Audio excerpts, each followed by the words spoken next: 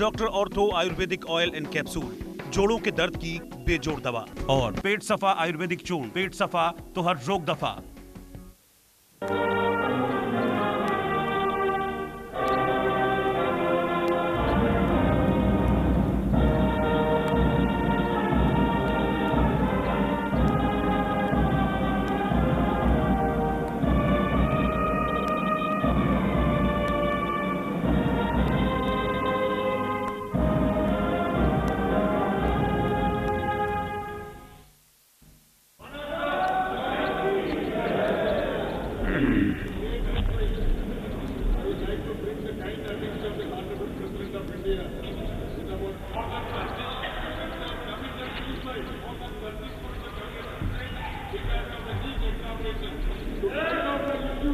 Please take your seat. माननीय सदस्यगण, corona virus से उत्पन्न वैश्विक महामारी का यह तीसरा वर्ष है। इस दौरान हमने भारत के लोगों की लोकतांत्रिक मूल्यों में अगाध आस्था, अनुशासन और कर्तव्यपरायणता को और मजबूत होते देखा है। आज जब भारत अपनी आज़ादी के 75 वर्ष पर अमृत महोत्सव मना रहा है, तब प्रत्येक भारतवासी की यह संकल्प शक्ति भारत के उज्जवल भविष्य के लिए असीम विश्वास पैदा करती है। इसी विश्वास के साथ मैं संसद भवन के इस ऐतिहासिक सेंट्रल हॉल से प्रत्येक भारतवासी का अभिनंदन करता हूं।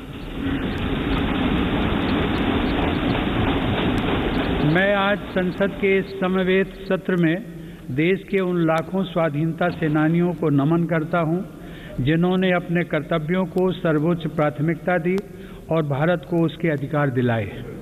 आज़ादी के इन 75 वर्षों में देश की विकास यात्रा में अपना योगदान देने वाले सभी महानुभावों का भी मैं श्रद्धापूर्वक स्मरण करता हूँ। अमृत महोत्सव के इस कालखंड में देश की महान विभूतियों से जुड़े विशेष अवसर भी सभी देशवासियों को प्रेरणा दे रहे हैं। गुरु तेग बहादुर जी का 400वां प्रकाश वर्ष पर्व, श्री अरविंदो की 150वीं जन्म जयंती, V.O. चिदम्बरम पिल्लई का 150वां जन्म वर्ष और नेताजी सुभाष चंद्र बोस की 125वीं जन्म जयंती जैसे पुण्य अवसरों को मेरी सरकार पूरी भव्यता के साथ मना रही है। सरकार ने इस वर्ष से गणतंत्र दिवस समारोह को नेताजी की जयंती पर 23 जनवरी से ही मनाने की शुरुआत की है। मेरी सरकार मानती है कि अतीत को याद रखना तथा उससे सीख लेना देश के सुरक्षित भविष्य के लिए बहुत ही जरूरी है। साहिबजादों के बलिदान की स्मृति में 26 दिसंबर को वीर बाल दिवस की घोषणा एवं 14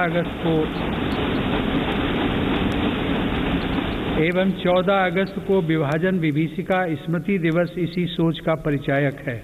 सरकार ने भगवान बिरसा मुंडा को श्रद्धांजलि स्वरूप उनके जन्म दिवस 15 नवंबर को जनजातीय गौरव दिवस के रूप में मनाने का भी निर्णय लिया। माननीय सदस्यगण, आज़ादी का अमृत महोत्सव हम सभी भारतीयों के लिए अगले 25 वर्षों के संकल्पों को आकार देने का पवित्र अवसर है। मेरी सरकार सबका साथ, सबका विकास, सबका विश्वास और सबका प्रयास के मंत्र पर चलते हुए अगले 25 वर्षों के लिए मजबूत बुनियाद पर तेजी से काम कर रही है। इस बुनियाद का सबसे महत्वपूर्ण संकल्प एक सर्वसमावेशी, सर्वहितकारी, सशक्त भारत का निर्माण और देश की आत्मनिर्भरता है। कोरोना के इस कठिन समय की चुनौतियों ने देशवासियों को अपने लक्ष्यों को जल्द से जल्द प्राप्त करने के लिए प्रेरित किया है। माननीय सदस्यगण, कोरोना महामारी ने पूरी दुनिया को प्रभावित किया है और भारत में भी हमारे बहुत से अपनों को हमसे छीना है।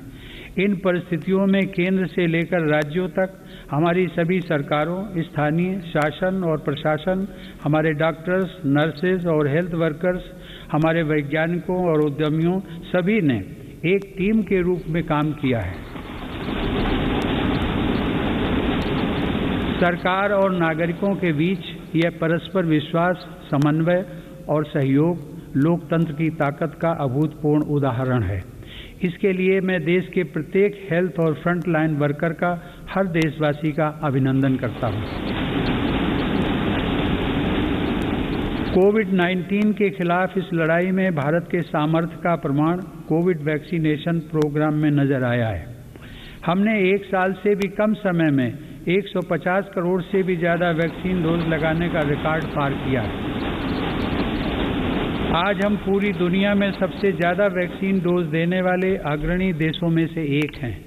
इस अभियान की सफलता ने देश को एक ऐसा रक्षा कवच दिया है जिससे हमारे नागरिकों की सुरक्षा भी बढ़ी है और उनका मनोबल भी बढ़ा है।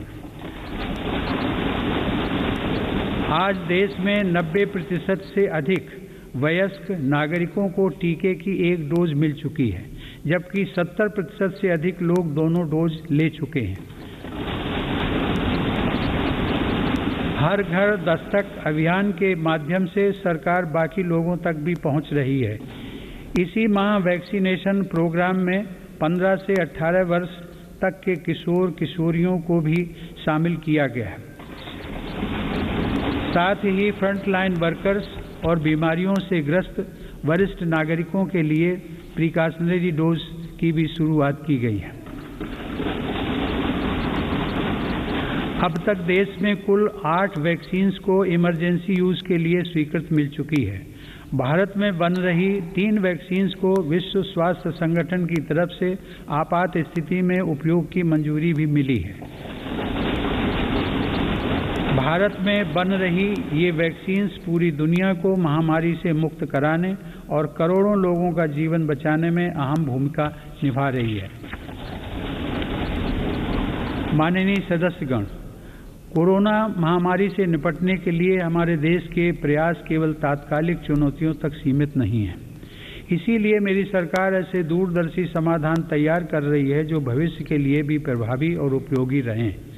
सरकार द्वारा 64,000 करोड़ रुपए की लागत से शुरू किया गया प्रधानमंत्री Ayushman Bharat health infrastructure mission इसका एक सराहनीय उदाहरण है।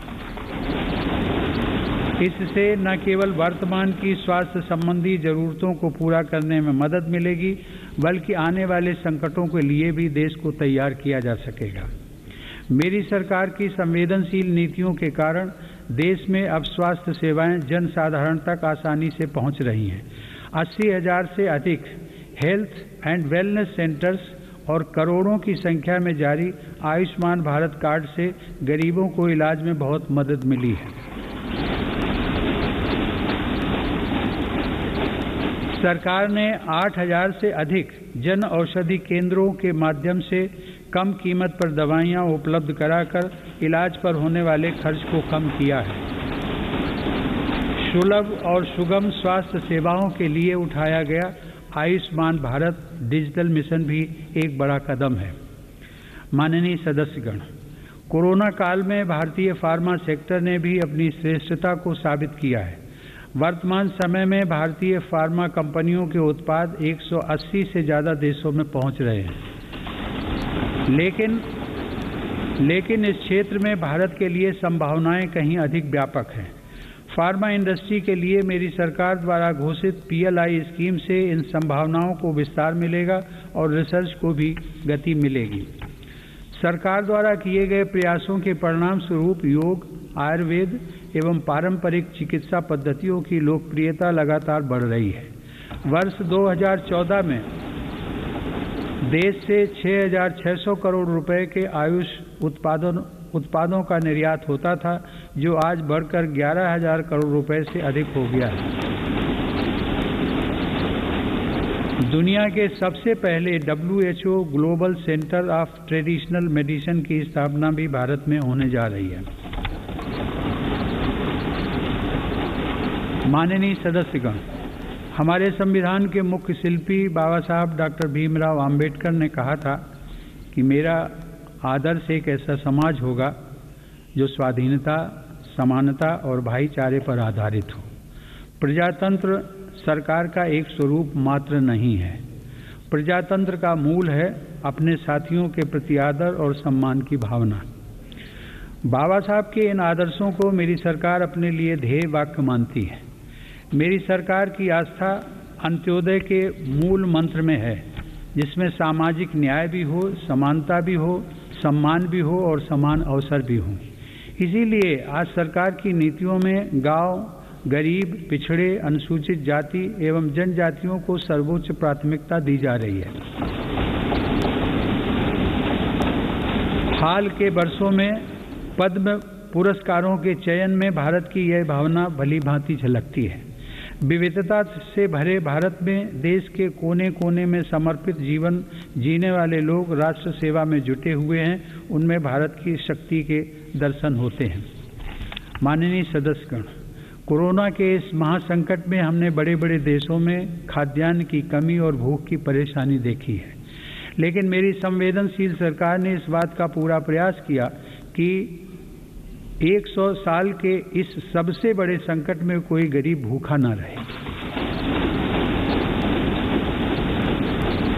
प्रधानमंत्री गरीब कल्याण अन्न योजना के अंतर्गत मेरी सरकार सभी गरीबों को हर महीने मुफ्त राशन दे रही है। 80 करोड़ लाभार्थियों को 19 महीनों से खाद्यान्न वितरित करने हेतु 2,60,000 करोड़ रुपए के खर्च के साथ भारत में आज दुनिया का सबसे बड़ा फूड डिस्ट्रीब्यूशन प्रोग्राम चलाया जा रहा है। वर्तमान परिस्थितियों को देखते हुए पूरी संवेदनशीलता के साथ मेरी सरकार ने इस योजना को मार्च 2022 तक बढ़ा दिया है। कोरोना काल में गरीब के स्वाभिमान और उसके रोजगार की रक्षा करने के लिए सरकार प्रधानमंत्री स्वनिधि योजना भी चला रही है। यह योजना हमारे रेहड़ी पटरी वाले भाइयों बहनों के लिए बहुत सहायक सिद्ध हो रही है। इस योजना के तहत अब तक 28 लाख रेहड़ी पटरी वालों को 2900 करोड़ रुपए से ज्यादा की धनराशि जारी की गई। सरकार अब इन स्ट्रीट वेंडर्स को ऑनलाइन फूड डिलीवरी करने वाली कंपनियों के साथ भी जोड़ रही है। श्रमिकों के हितों की रक्षा के लिए सरकार ने ई-श्रम पोर्टल भी शुरू किया है, जिससे अब तक 23 करोड़ से अधिक श्रमिक जुड़ चुके हैं। जनधन आधार मोबाइल अर्थात जैम ट्रिनिटी को मेरी सरकार ने जिस तरह नागरिक सशक्तिकरण से जोड़ा है, उसका प्रभाव भी हम लगातार देख रहे हैं। 44 करोड़ से अधिक गरीब देशवासियों के बैंकिंग सिस्टम से जुड़ने के कारण महामारी के दौरान करोड़ों लाभार्थियों को सीधे कैश ट्रांसफर का लाभ मिला है। डिजिटल इंडिया और डिजिटल इकोनॉमी के बढ़ते प्रसार के संदर्भ में देश के यूपीआई प्लेटफॉर्म की सफलता के लिए भी मैं सरकार के विजन की प्रशंसा करूंगा। दिसंबर 2021 में देश में 8 लाख करोड़ रुपए से ज्यादा का लेन देन यूपीआई के माध्यम से हुआ है। यह इस बात का उदाहरण है कि हमारे देश में जन सामान्य द्वारा बदलाव और तकनीक को बहुत तेजी से अपनाया जा रहा है। माननीय सदस्यगण, मेरी सरकार मूलभूत सुविधाओं को गरीब के सशक्तिकरण और गरीब की गरिमा बढ़ाने का माध्यम मानती है। पिछले वर्षों के अनवरत प्रयासों से प्रधानमंत्री आवास योजना में अब तक 2 करोड़ से अधिक पक्के घर गरीबों को मिल चुके हैं। प्रधानमंत्री आवास योजना ग्रामीण के तहत गत 3 वर्षों में करीब 1.5 लाख करोड़ रुपए की लागत से 1 करोड़ 17 लाख घर स्वीकृत किए गए हैं। हर घर जल पहुंचाने के उद्देश्य से शुरू किए गए जल जीवन मिशन ने लोगों के जीवन में बड़ा बदलाव लाना शुरू कर दिया है। महामारी की बाधाओं के बावजूद करीब 6 करोड़ ग्रामीण घरों को पेयजल के कनेक्शन से जोड़ा गया है। इसका बहुत बड़ा लाभ हमारे गांव की महिलाओं, बहनों, बेटियों को हुआ है। ग्रामीण क्षेत्रों में लोगों को उनकी संपत्ति के दस्तावेज देने के लिए शुरू की गई स्वामित्व योजना भी एक असाधारण प्रयास है। इस योजना के तहत अब तक 27,000 गांवों में 40 लाख से अधिक प्रॉपर्टी कार्ड दिए जा चुके हैं। ये प्रॉपर्टी कार्ड न केवल विवादों को रोकने में सहायक हैं, बल्कि गांव के लोगों को बैंकों से मदद मिलना भी आसान हो रहा है। माननीय सदस्यगण, मेरी सरकार ग्रामीण अर्थव्यवस्था और देश के किसानों को सशक्त बनाने के लिए निरंतर काम कर रही है। वैश्विक महामारी के बावजूद साल 2020-21 में हमारे किसानों ने 30 करोड़ टन से अधिक खाद्यान्न और 33 करोड़ टन से अधिक बागवानी उत्पादों की पैदावार की। सरकार ने रिकॉर्ड उत्पादन को ध्यान में रखते हुए रिकॉर्ड सरकारी खरीद की है। रबी की फसल के दौरान 433 लाख मीट्रिक टन गेहूं की खरीद की गई, जिससे लगभग 50 लाख किसानों को सीधा फायदा पहुंचा है।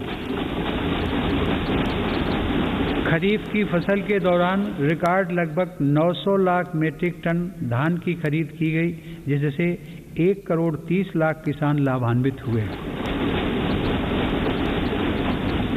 सरकार के प्रयासों से देश का कृषि निर्यात भी रिकॉर्ड स्तर पर बढ़ा है। वर्ष 2020-21 में कृषि निर्यात में 25% से अधिक की वृद्धि दर्ज की गई। यह निर्यात लगभग 3 लाख करोड़ रुपए पहुंच गया है। हॉर्टिकल्चर और शहद उत्पादन भी किसानों के लिए आमदनी के नए स्रोतों और बाजार तक उनकी बढ़ती पहुंच के महत्वपूर्ण माध्यम हैं। शहद उत्पादन को प्रोत्साहन देने से वर्ष 2020-21 में देश का शहद उत्पादन 1,25,000 मीट्रिक टन तक पहुंच गया है, जो कि 2014-15 की तुलना में करीब 55% ज़्यादा है। 2014-15 की तुलना में शहद की निर्यात मात्रा में भी 102% से ज़्यादा की वृद्धि दर्ज की गई है। किसानों को उनकी फसल के अधिक दाम मिले, इसके लिए उनके उत्पादों का सही बाजार तक पहुंचना जरूरी होता है। इस दिशा में सरकार ने किसान रेल सेवा शुरू करते हुए किसानों के लिए खुशहाली के नए रास्ते खोलने का काम किया है। कोरोना काल में भारतीय रेल ने सब्जियों, फलों तथा दूध जैसी जल्दी खराब होने वाली खाद्य सामग्री के परिवहन के लिए 150 से अधिक मार्गों पर 1900 से ज़्यादा किसान रेल चलाई और करीब 6 लाख मीट्रिक टन कृषि उत्पादों की ढुलाई की। यह इस बात का उदाहरण है कि अगर सोच नई हो तो पुराने संसाधनों से भी नए रास्ते बनाए जा सकते हैं। माननीय सदस्यगण, कृषि क्षेत्र में देश की सतत सफलता और बढ़ते सामर्थ्य का सबसे बड़ा श्रेय मैं देश के छोटे किसानों को देना चाहता हूँ। देश के 80% किसान छोटे किसान ही हैं, जिनके हितों को मेरी सरकार ने हमेशा केंद्र में रखा है। प्रधानमंत्री किसान सम्मान निधि के माध्यम से 11 करोड़ से अधिक किसान परिवारों को 1,80,000 करोड़ रुपए दिए गए हैं। इस निवेश से कृषि क्षेत्र में आज बड़े बदलाव दिखाई दे रहे हैं। फसल बीमा योजना में नए बदलावों का लाभ भी देश के छोटे किसानों को हुआ है। इन बदलावों के बाद से अब तक 8 करोड़ से अधिक किसानों को मुआवजा के तौर पर 1 लाख करोड़ रुपए से ज़्यादा की राशि दी जा चुकी है। खेतों के नज़दीक जरूरी इंफ्रास्ट्रक्चर को विकसित करने के लिए भी मेरी सरकार अभूतपूर्व स्तर पर निवेश कर रही है। 1 लाख करोड़ रुपए के कृषि इंफ्रास्ट्रक्चर फंड के अंतर्गत हजारों परियोजनाओं को मंजूरी दी गई है। मेरी सरकार ने खाद्य तेल में आत्मनिर्भरता को ध्यान में रखते हुए 11,000 करोड़ रुपए की लागत से national mission on edible oils, oil palm की शुरुआत भी की है। सरकार ऑर्गेनिक खेती, प्राकृतिक खेती और क्रॉप डाइवर्सिफिकेशन जैसे विशेष प्रयास भी कर रही है। यह आप सभी की जानकारी में है कि संयुक्त राष्ट्र ने वर्ष 2023 को इंटरनेशनल ईयर ऑफ मिलेट्स के रूप में घोषित किया है। मेरी सरकार इंटरनेशनल ईयर ऑफ मिलेट्स को देश के किसानों, self help groups, FPOs, food industry और जन सामान्य के साथ मिलकर व्यापक स्तर पर मनाएगी। मेरी सरकार वर्षा जल संरक्षण के लिए भी गंभीरता से काम कर रही है। देश में रेन वाटर हार्वेस्टिंग इंफ्रास्ट्रक्चर के निर्माण और पारंपरिक जल स्रोतों के जीर्णोद्धार के लिए विशेष अभियान चलाए जा रहे हैं। प्रधानमंत्री कृषि सिंचाई योजना के तहत विभिन्न परियोजनाओं और अटल भू जल योजना की मदद से देश में 64 लाख हेक्टेयर सिंचाई क्षमता विकसित की गई है। नदियों को आपस में जोड़ने की योजनाओं पर भी सरकार ने काम आगे बढ़ाया है। हाल ही में 45,000 करोड़ रुपए की लागत से पूरी होने वाली केन बेतवा लिंक परियोजना को भी स्वीकृति दी गई है।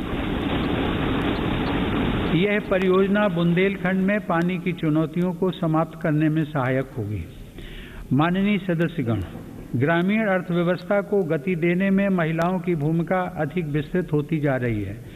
2021-22 में 28 लाख सेल्फ हेल्प ग्रुप्स को बैंकों की तरफ से 65,000 करोड़ रुपए की मदद दी गई है।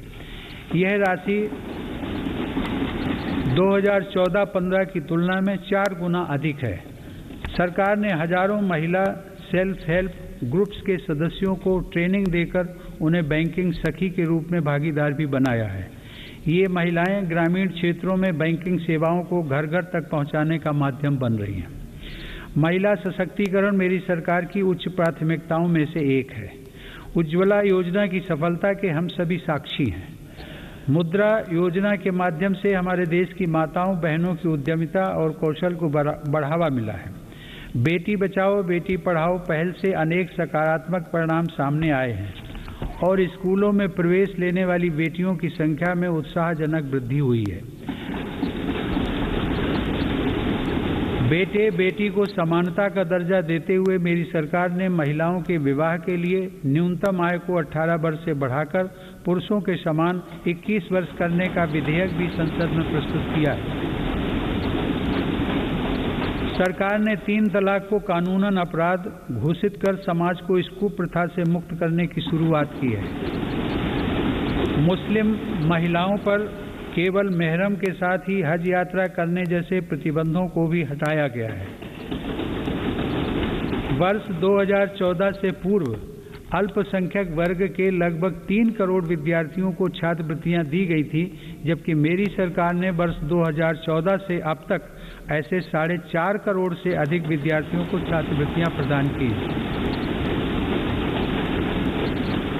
इससे मुस्लिम बालिकाओं के स्कूल छोड़ने की दर में महत्वपूर्ण कमी दर्ज की गई है तथा उनके प्रवेश में वृद्धि देखी गई है। देश की बेटियों में सीखने की क्षमता को बढ़ावा देने के लिए राष्ट्रीय शिक्षा नीति में जेंडर इंक्लूजन फंड का भी प्रावधान किया गया है। यह हर्ष की बात है कि मौजूदा सभी 33 सैनिक स्कूलों ने बालिकाओं को प्रवेश देना शुरू कर दिया है। सरकार ने राष्ट्रीय रक्षा अकादमी में भी महिला कैडेट्स के प्रवेश को मंजूरी दी है। महिला कैडेट्स का पहला बैच एनडीए में जून 2022 में प्रवेश करेगा। मेरी सरकार के नीतिगत निर्णय और प्रोत्साहन से विभिन्न पुलिस बलों में महिला पुलिसकर्मियों की संख्या में 2014 के मुकाबले दोगुनी से ज्यादा बढ़ोतरी हो चुकी है। माननीय सदस्यगण, महान संत तिरुवल्लुवर ने कहा था, कक्कर्क कसड्डर कर्प वई कट्रिपिन निकर्क अद्दकर्क तगा। अर्थात एक व्यक्ति जो कुछ भी सीखता है वह उसके आचरण में दिखाई देता है। आत्मनिर्भर भारत के संकल्प व सामर्थ्य को आकार देने के लिए मेरी सरकार देश में नई राष्ट्रीय शिक्षा नीति लागू कर रही है। राष्ट्रीय शिक्षा नीति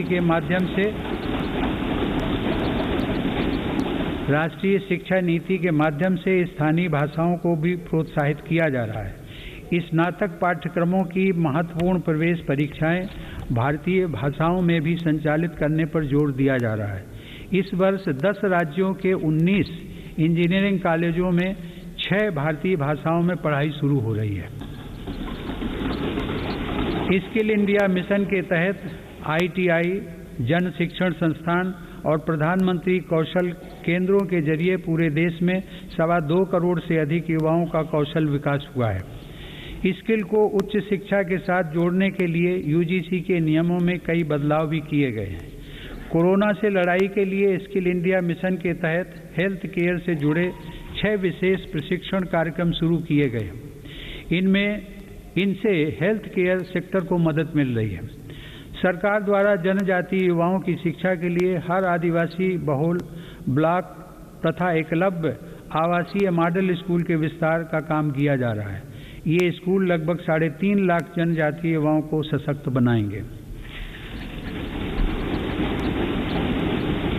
माननीय सदस्यगण, टोक्यो ओलंपिक के दौरान हम सभी ने भारत की युवा शक्ति की क्षमताओं को देखा है। इस अंतर्राष्ट्रीय प्रतिस्पर्धा में अब तक का बेहतरीन प्रदर्शन करते हुए भारत ने 7 मेडल जीते। टोक्यो पैरा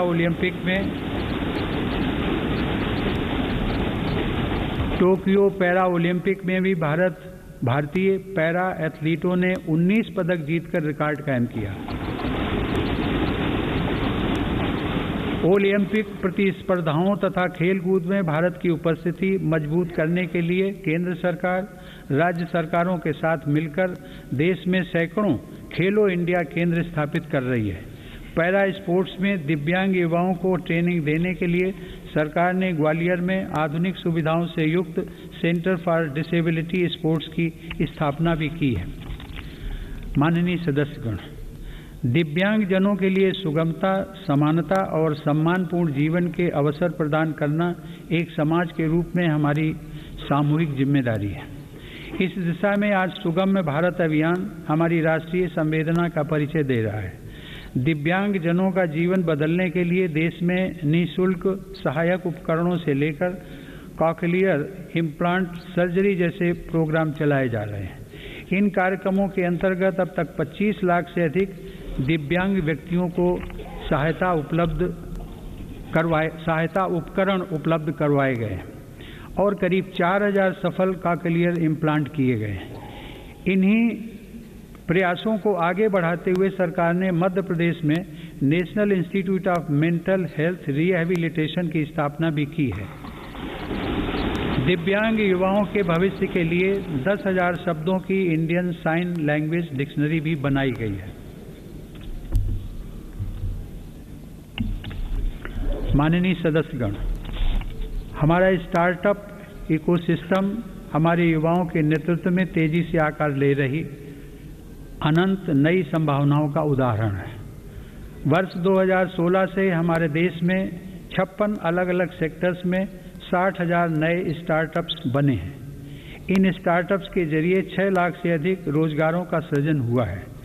वर्ष 2021 में कोरोना काल में भारत में 40 से अधिक यूनिकॉर्न स्टार्टअप अस्तित्व में आए, जिनमें से प्रत्येक का मूल्य 7,400 करोड़ रुपए से अधिक आंका गया है। मेरी सरकार की नीतियों की वजह से आज भारत उन देशों में है जहां इंटरनेट की कीमत सबसे कम है तथा स्मार्टफोन की कीमत भी सबसे कम है।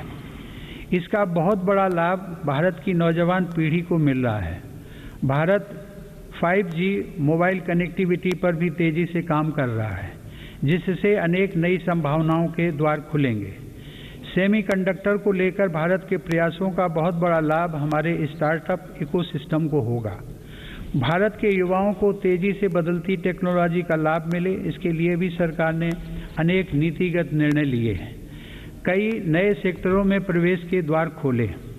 सरकार ने startups intellectual property protection programme के माध्यम से पेटेंट और ट्रेडमार्क से जुड़ी प्रक्रियाओं को आसान बनाया है, उन्हें नई गति दी है।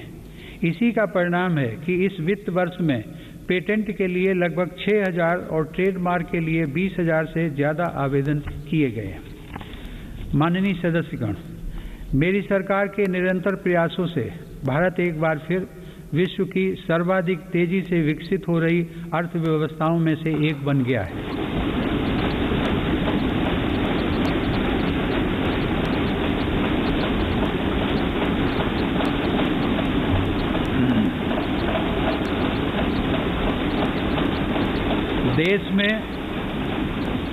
देश में जीएसटी कलेक्शन पिछले कई महीनों से निरंतर 1 लाख करोड़ रुपए से ऊपर बना हुआ है। इस वित्त वर्ष के पहले 7 महीनों में 48 बिलियन डॉलर का विदेशी निवेश आना इस बात का प्रमाण है कि अंतर्राष्ट्रीय निवेशक भारत के विकास को लेकर बहुत आश्वस्त हैं। भारत का विदेशी मुद्रा भंडार भी इस समय 630 बिलियन डॉलर से ऊपर है। हमारा निर्यात भी तेजी से बढ़ रहा है और पिछले रिकॉर्ड टूट रहे हैं। 2021 में अप्रैल से दिसंबर के दौरान भारत का गुड्स निर्यात लगभग $300 बिलियन यानी 22 लाख करोड़ रुपए से अधिक रहा है, जो कि 2020 की इसी अवधि की तुलना में 1.5 गुना ज़्यादा है।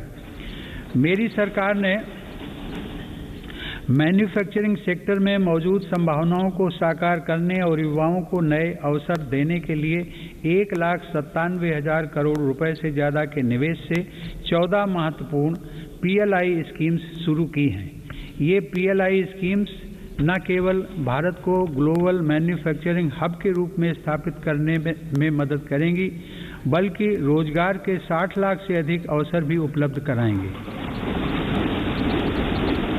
देश में मोबाइल उत्पादन की सफलता मेक इन इंडिया का एक बड़ा उदाहरण है। आज भारत विश्व में दूसरा सबसे बड़ा मोबाइल फोन निर्माता बनकर उभरा है। इससे भारत के लाखों युवाओं को रोजगार भी मिला है। हमारा देश इलेक्ट्रॉनिक और टेक्नोलॉजी हार्डवेयर के क्षेत्र में ग्लोबल लीडर बने, इसके लिए सरकार ने सिलिकॉन और compound semiconductor fabrication, display, FAB, chip design और इनसे जुड़े वेंचर्स के लिए हाल ही में 76,000 करोड़ रुपए का पैकेज भी घोषित किया है।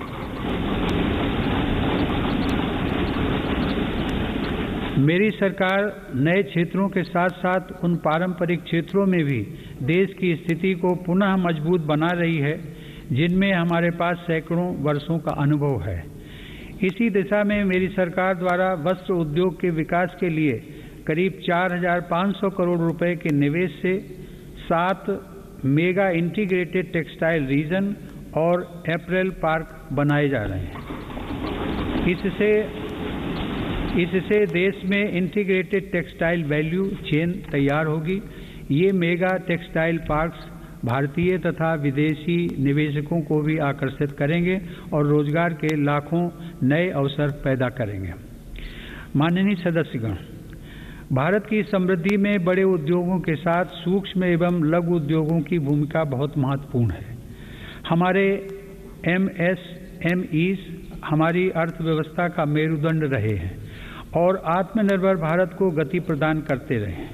कोरोना काल में MSMEs को संकट से बचाने और जरूरी क्रेडिट उपलब्ध कराने के लिए सरकार ने 3 लाख करोड़ रुपए के कोलेटरल फ्री लोन्स की व्यवस्था की।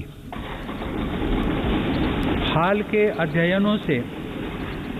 अध्ययनों से यह स्पष्ट हुआ है कि इस योजना की सहायता से 13.5 लाख MSME यूनिट्स को जीवन दान दिया गया और 1.5 करोड़ रोजगार भी सुरक्षित किए गए।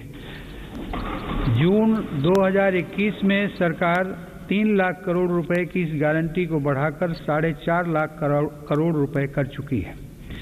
MSME सेक्टर को विस्तार प्रदान करने तथा इस सेक्टर के लिए अवसर बढ़ाने हेतु कई नीतिगत फैसले भी लिए गए हैं। MSMEs की नई परिभाषा से छोटे उद्योगों को आगे बढ़ाने में मदद मिल रही है। सरकार ने थोक और खुदरा व्यापारियों व स्ट्रीट वेंडर्स को उद्यम पोर्टल पर रजिस्टर करने की अनुमति भी दी है ताकि उन्हें प्रायोरिटी सेक्टर लेंडिंग का लाभ मिल सके। मैं खादी की सफलता का भी विशेष उल्लेख करूंगा। आज़ादी की लड़ाई में बापू के नेतृत्व में देश की चेतना का प्रतीक रही खादी एक बार फिर छोटे उद्यमियों का संबल बन रही है। सरकार के प्रयासों से 2014 की तुलना में देश में खादी की बिक्री 3 गुना बढ़ी है।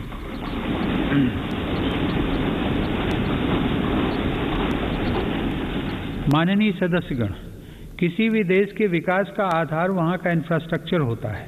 मेरी सरकार की दृष्टि में इंफ्रास्ट्रक्चर सामाजिक असमानता को पाटने वाला सेतु भी है।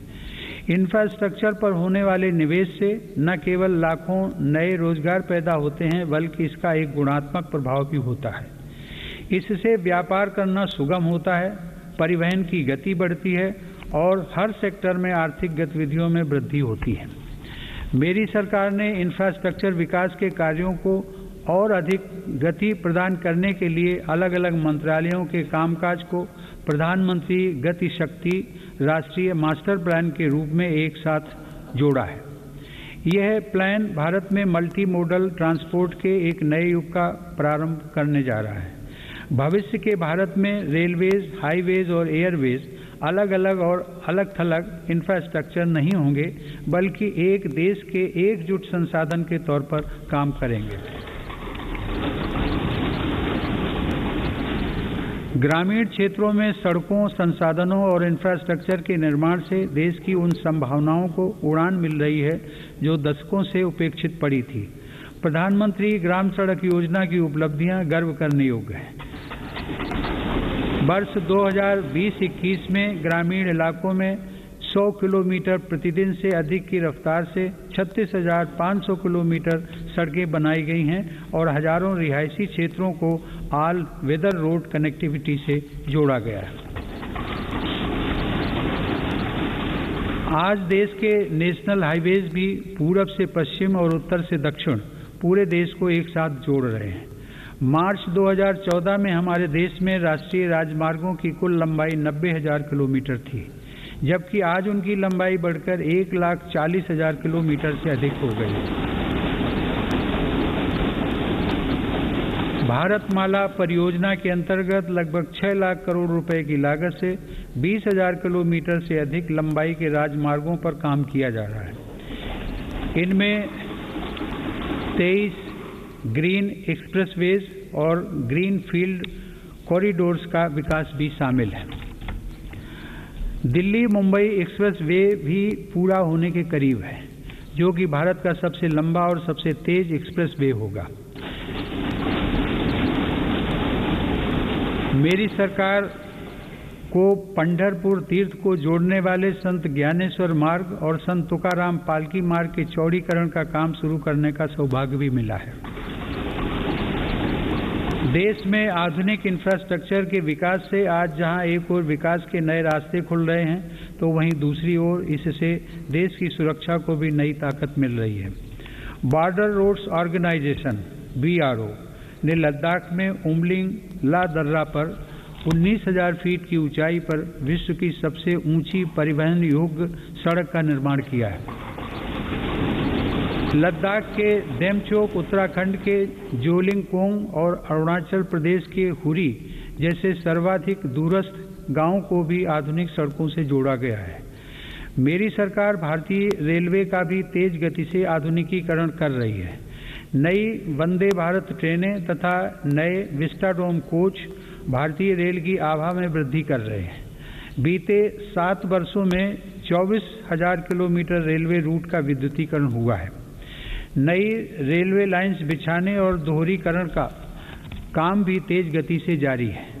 गुजरात में गांधीनगर रेलवे स्टेशन और मध्य प्रदेश में रानी कमलापति रेलवे स्टेशन आज आधुनिक भारत की नई तस्वीर के रूप में सामने आए हैं।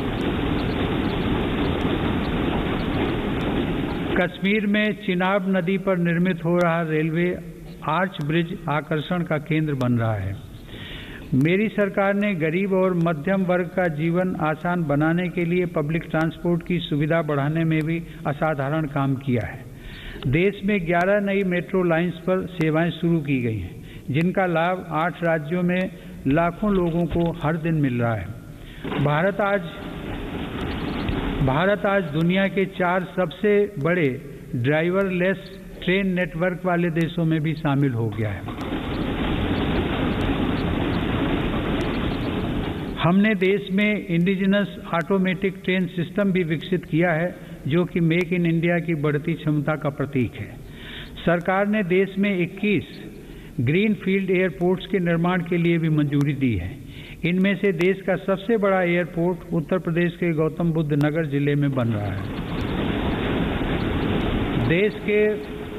देश के महत्वपूर्ण कारोबारी क्षेत्रों को बंदरगाहों से जोड़ने के लिए सागरमाला कार्यक्रम के अंतर्गत 80 से अधिक कनेक्टिविटी परियोजनाओं पर भी काम हो रहा है।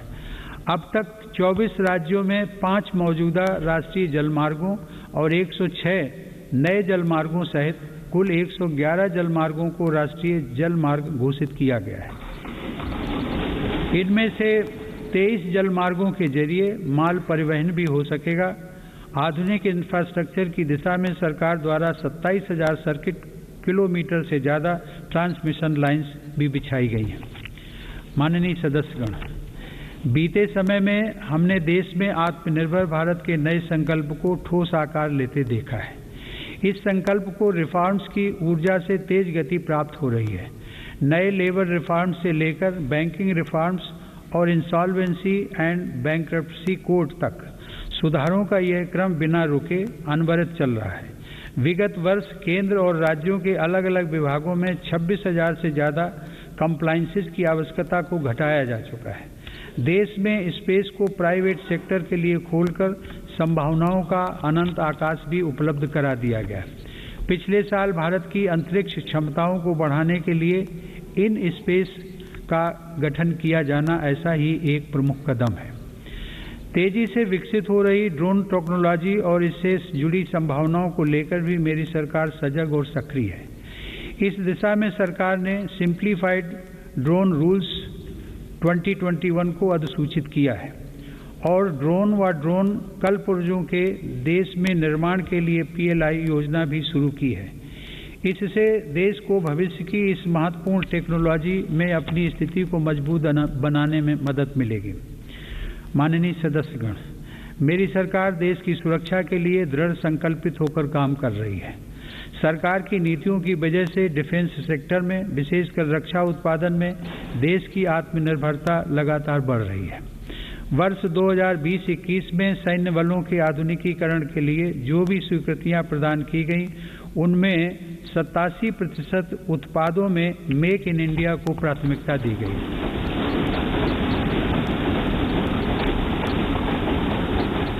इसी प्रकार 2020-21 में 98% उपकरणों से जुड़े अनुबंधों में मेक इन इंडिया को प्राथमिकता दी गई है। हमारी सेनाओं ने 209 ऐसे साजो सामान की सूची भी जारी की है जिन्हें अब विदेश से नहीं खरीदा जाएगा। रक्षा उपक्रमों द्वारा 2800 से ज़्यादा ऐसे उपकरणों की सूची जारी की जा चुकी है जिनका देश में ही निर्माण किया जाएगा। हिंदुस्तान एरोनॉटिक्स लिमिटेड के साथ 83 LCA तेजस फाइटर एयरक्राफ्ट के निर्माण हेतु अनुबंध किए गए हैं। सरकार ने ऑर्डिनेंस फैक्ट्रियों को 7 डिफेंस PSUs का रूप देने के लिए महत्वपूर्ण कदम उठाए हैं। इसके अलावा रक्षा क्षेत्र में प्राइवेट सेक्टर और स्टार्टअप्स को तेजी से बढ़ावा देने के लिए भी सरकार प्रतिबद्ध है। हमारा लक्ष्य है कि हमारी सेनाओं की जरूरत का सामान भारत में विकसित हो तथा भारत में ही निर्मित हो। माननीय सदस्यगण, तेजी से उभरते वैश्विक परिवेश में भारत ने अपने राजनयिक संबंधों को बेहतर बनाते हुए अपनी स्थिति को मजबूत किया है। अगस्त 2021 में भारत ने संयुक्त राष्ट्र सुरक्षा परिषद की अध्यक्षता की और इस दौरान कई अभूतपूर्व निर्णय लिए गए। भारत की अध्यक्षता में ही सुरक्षा परिषद ने पहली बार समुद्री सुरक्षा के विषय पर अपने एजेंडा आइटम के अंतर्गत समग्र रूप से विचार विमर्श किया। संयुक्त राष्ट्र सुरक्षा परिषद ने इस विषय पर पहली बार एक प्रेसिडेंशियल स्टेटमेंट को सर्वसम्मति से अडॉप्ट भी किया। हमने अपने पड़ोसी देश अफगानिस्तान में अस्थिरता और नाजुक हालात को भी देखा है। भारत ने इन परिस्थितियों में मानवता को सर्वोपरि रखते हुए ऑपरेशन देवी शक्ति को संचालित किया। हमने अनेक चुनौतियों के बावजूद हमारे कई नागरिकों और कई अफगान हिंदू सिख अल्पसंख्यकों को काबुल से सफलतापूर्वक एयरलिफ्ट किया। हम उन कठिन हालात के बीच से पवित्र गुरु ग्रंथ साहिब के 2 स्वरूपों को भी सुरक्षित भारत लेकर आए। मानवता की दृष्टि से भारत अफगानिस्तान में मेडिकल सप्लाई और अनाज पहुंचाने में भी मदद कर रहा है। माननीय सदस्यगण, वर्तमान समय में जलवायु परिवर्तन पूरे विश्व के सामने बड़ी चुनौती है। भारत इस विषय पर एक जिम्मेदार वैश्विक आवाज बनकर उभरा है। COP26 शिखर सम्मेलन में मेरी सरकार ने घोषणा की है कि वर्ष 2030 तक भारत अपने कार्बन उत्सर्जन को 1 बिलियन टन से घटा देगा। भारत ने साल 2070 तक नेट जीरो उत्सर्जन वाली अर्थव्यवस्था का लक्ष्य भी रखा है। भारत ने विश्व समुदाय को साथ लेकर green grid initiative one sun one world one grid की पहल भी की है। यह global interconnected solar power grid का पहला अंतर्राष्ट्रीय नेटवर्क बन रहा है। पर्यावरण को लेकर हमारे बड़े लक्ष्य और साहसिक संकल्प प्रकृति के प्रति हमारी संवेदनशीलता को दर्शाते हैं। माननीय सदस्यगण, मेरी सरकार भारत की प्राचीन विरासत को संरक्षित, समृद्ध और सशक्त करना अपना दायित्व समझती है। यह गौरव की बात है कि धौलावीरा की हड़प्पा साइट और तेलंगाना स्थित 13वीं शताब्दी के काकतीय रुद्रेश्वर रामप्पा मंदिर को यूनेस्को विश्व धरोहर स्थल घोषित किया गया। प्रयागराज कुंभ मेले के बाद यूनेस्को की अमूर्त सांस्कृतिक विरासत सूची में कोलकाता की प्रतिष्ठित दुर्गा पूजा को भी शामिल किया गया। सरकार की यह भी प्राथमिकता रही है कि भारत की अमूल्य धरोहरों को देश में वापस लाया जाए। 100 वर्ष पूर्व भारत से चोरी हुई मां अन्नपूर्णा देवी की मूर्ति को वापस लाकर काशी विश्वनाथ मंदिर में स्थापित किया गया।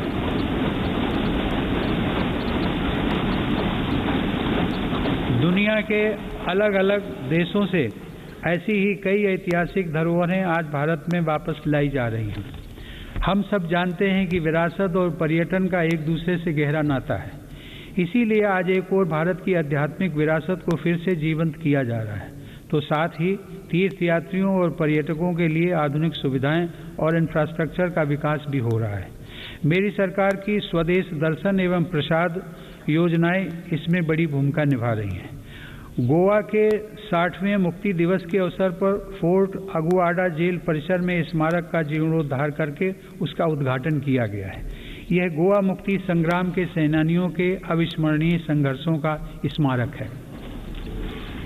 माननीय सदस्यगण, आज़ादी के अमृतकाल में एक भारत श्रेष्ठ भारत के हमारे संकल्प के आधार पर आज लोकतांत्रिक मूल्यों के साथ विकास के नए अध्याय लिखे जा रहे हैं। जो राज्य और क्षेत्र उपेक्षित छूट गए थे, आज देश उनके लिए विशेष प्रयास कर रहा है। जम्मू कश्मीर और लद्दाख क्षेत्र में विकास के नए युग का आरंभ इसका एक बड़ा उदाहरण है। मेरी सरकार ने जम्मू कश्मीर के औद्योगिक विकास के लिए लगभग 28,000 करोड़ रुपए की लागत से नई सेंट्रल सेक्टर स्कीम शुरू की है। पिछले वर्ष काजीगुंड बनिहाल सुरंग को भी यातायात के लिए खोल दिया गया है। श्रीनगर से शारजाह तक की अंतर्राष्ट्रीय उड़ानें भी शुरू हो गई हैं। जम्मू कश्मीर के लोगों को शिक्षा, स्वास्थ्य और रोजगार के बेहतर अवसर प्रदान करने के लिए अनेक महत्वपूर्ण कदम उठाए गए हैं। इस समय वहां 7 मेडिकल कॉलेजों के अलावा 2 एम्स का कार्य प्रगति पर है, जिनमें से एक एम्स जम्मू में और एक कश्मीर में है। IIT जम्मू और IIM जम्मू का निर्माण कार्य भी तेजी से चल रहा है। लद्दाख संघ राज्य क्षेत्र में इंफ्रास्ट्रक्चर और आर्थिक विकास को तेजी से आगे बढ़ाने के लिए सिंधु इंफ्रास्ट्रक्चर डेवलपमेंट कॉरपोरेशन की स्थापना की गई है। लद्दाख की इस विकास यात्रा में एक और उपलब्धि सिंधु सेंट्रल यूनिवर्सिटी के रूप में जुड़ रही है।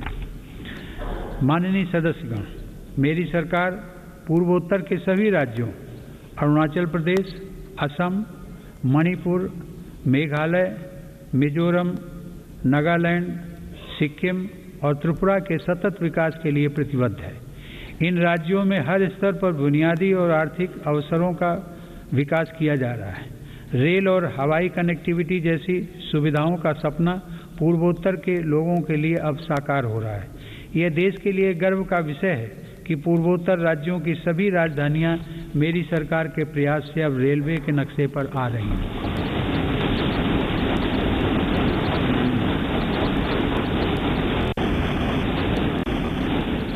ईटानगर के होलोंगी में एक नए एयरपोर्ट की स्थापना की जा रही है। हाल ही में त्रिपुरा राज्य के महाराजा वीर विक्रम एयरपोर्ट में एक नया और आधुनिक टर्मिनल खोला गया है। पूर्वोत्तर का यह विकास भारत की विकास यात्रा का एक स्वर्णिम अध्याय सिद्ध होगा। कुछ दिन पहले ही 21 जनवरी को मेघालय, मणिपुर और त्रिपुरा की स्थापना के 50 साल पूरे हुए हैं। आज़ादी के 75 साल पूरे होने के साथ इन राज्यों की यात्रा भी हमें विकास के नए संकल्पों के लिए प्रेरित कर रही है। पूर्वोत्तर में शांति स्थापना के लिए मेरी सरकार के प्रयासों को ऐतिहासिक सफलता प्राप्त हुई है।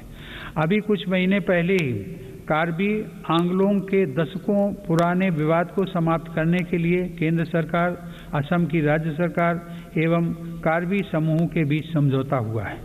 इससे इस क्षेत्र में शांति और खुशहाली का एक नया अध्याय शुरू हुआ है। सरकार द्वारा किए गए प्रयासों से आज देश में नक्सल प्रभावित जिलों की संख्या भी 126 से घटकर 70 रह गई है।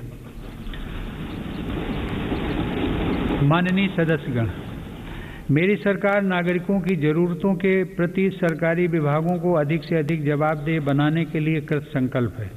बकाया मामलों में निपटान हेतु तथा स्वच्छता के लिए भारत सरकार के प्रत्येक मंत्रालय में विशेष अभियान चलाया जा रहा है। मिशन कर्मयोगी के अंतर्गत सिविल सर्वेंट्स की क्षमता बढ़ाने के लिए सरकार ने कैपेसिटी बिल्डिंग कमीशन की स्थापना की है। मिशन कर्मयोगी सिविल सर्वेंट्स के कैरियर में भी सहायक होगा और राष्ट्र निर्माण की नई जिम्मेदारियों के लिए उन्हें तैयार भी करेगा। न्याय प्राप्ति को सरल और सुगम बनाने के लिए भी देश में कई महत्वपूर्ण कदम उठाए जा रहे हैं। टेली लॉ प्रोग्राम के माध्यम से मुकदमों से पहले सलाह देने के लिए एक प्लेटफॉर्म का गठन किया गया है। विवादों के निपटारे में गति लाने के लिए मेरी सरकार ने राज्यसभा में मध्यस्थता विधेयक 2021 पेश किया है। माननीय सदस्यगण, आज देश की उपलब्धियां और सफलताएं देश के सामर्थ्य और संभावनाओं के समान ही असीम हैं। ये उपलब्धियां किसी एक संस्था या प्रतिष्ठान की नहीं हैं, बल्कि देश के कोटि कोटि नागरिकों की हैं। इनमें करोड़ों देशवासियों का श्रम और पसीना लगा है। ये सभी उपलब्धियां हमारे महत्वाकांक्षी लक्ष्यों की लंबी यात्रा में एक तरह से मील का पत्थर है और आगे बढ़ने के लिए हमारी प्रेरणाएं भी हैं। वर्ष 2047 में देश अपनी आज़ादी की शताब्दी पूरी करेगा। उस समय के भव्य, आधुनिक और विकसित भारत के लिए हमें आज कड़ी मेहनत करनी है। हमें अपने परिश्रम को पराकाष्ठा तक लेकर जाना है और यह सुनिश्चित करना है कि अंततः इसके लाभकारी परिणाम निकले। इसमें हम सबकी भागीदारी है और समान भागीदारी है। कोरोना काल में आप सभी सांसदों ने जिस तरह अपनी जिम्मेदारियों का निर्वहन किया और सभी सावधानियों का पालन करते हुए दोनों सदन संचालित हुए, मैं उसके लिए आप सभी की सराहना करता हूं। आप सभी सांसदगण करोड़ों देशवासियों की आशाओं आकांक्षाओं के सारथी हैं। इसी भावना के साथ हमें आगे भी काम करते रहना है। मुझे पूरा विश्वास है कि हम सब मिलकर अपने महान भारतवर्ष को गौरव के शिखर तक लेकर जाएंगे। इसी भावना के साथ आप सभी का एक बार फिर से अभिनंदन। आप सभी का बहुत बहुत धन्यवाद। जय हिंद।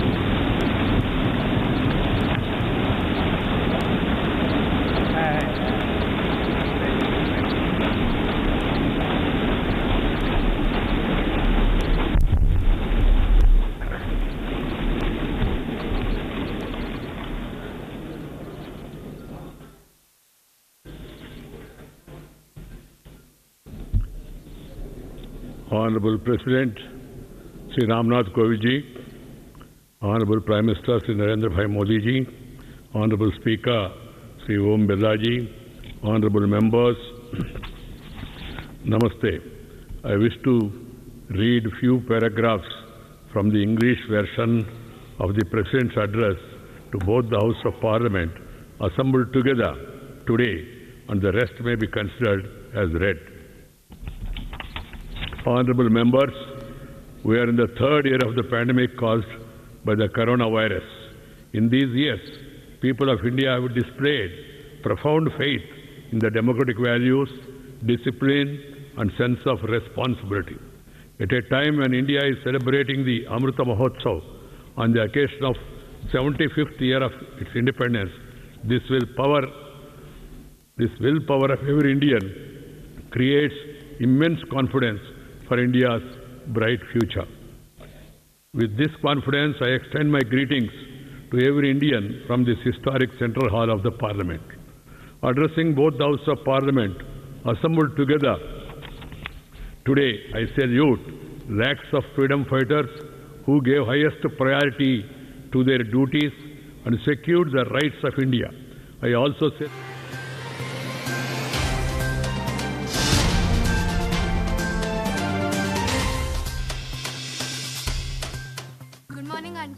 ये खुशी ना